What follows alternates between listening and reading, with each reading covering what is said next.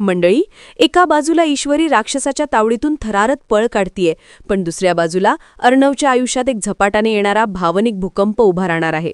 पुढे काय होणार बघा. व्हिडिओ शेवटपर्यंत बघा आणि कमेंटमध्ये नक्की लिहा, राकेश राक्षस. लाईक टार्गेट आहे 100 आणि सबस्क्राईब करायलाही अजिबात विसरू नका. लावण्याचं कारस्थान. अर्णवच्या विंटा कलेक्शनच्या लॉन्चिंगचा चमकदार हॉल, कॅमेऱ्यांची फ्लॅशेस, मोठमोठे क्लायंट्स, PR टीम, सगळीकडे फक्त AR असं वातावरण. पण या ग्लॅमरमागे लपलेला आहे लावण्याचा जहाल डाव.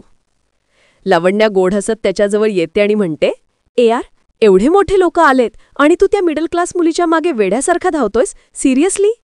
अर्णव बेचन, ईश्वरी धोक्यात आहे, राकेश तिथे आहे, मला तात्काळ जायला हवंय. लावण्या संधी साधते, शांत हो, ती स्वतःची काळजी घेऊ शकते. आधी इनॉग्रेशन करूया, आपण दोघांनी मिळून करूया.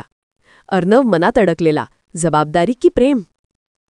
त्या क्षणीच धडधड रिक्षातून धावत उतरणारी ईश्वरी हॉलमध्ये श्वासोश्वास टाकत, विस्कटलेल्या केसांसह पण डोळ्यात जबरदस्त निर्धार घेऊन प्रवेश करते. तिचं धावत येणं म्हणजे एखाद्या योद्ध्याची एंट्री. इकडे लावण्य अर्णवचा हात पकडून रिबीन कापायला पुढे सरकते. तिचा हात अर्णवच्या हाताला स्पर्श करणार इतक्यात झटका. ईश्वरी तिचा हात जोरात थांबवते आणि बायकोच्या अधिकाराने अर्णवच्या हातावर स्वतःचा हात ठेवते. ईश्वरी धाप घेत म्हणते, थांबा. अर्णव थक्क, मीनलनी, तू ठीक आहेस ना? ईश्वरीच्या डोळ्यात पाणी, पण आवाज ठाम. मी तुमच्याकडेच येणार होते, तुम्ही वाट बघत असाल. लावण्याचा चेहरा पांढरा पडतो. तिचा विजयाचा प्लान तिथेच कोसळतो. ईश्वरी सरळ अर्णवच्या बाजूला उभी राहते आणि दोघं मिळून रिबीन कापतात. तो मान फक्त ईश्वरीचाच असतो.